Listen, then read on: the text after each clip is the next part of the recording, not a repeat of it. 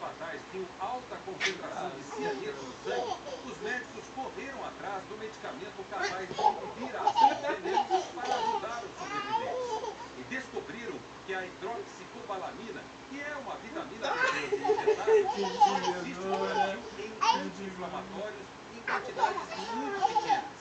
E para neutralizar a ação do cianeto, é necessária uma concentração bem maior. E isso o Brasil não produz. A saída foi recorrer ao governo.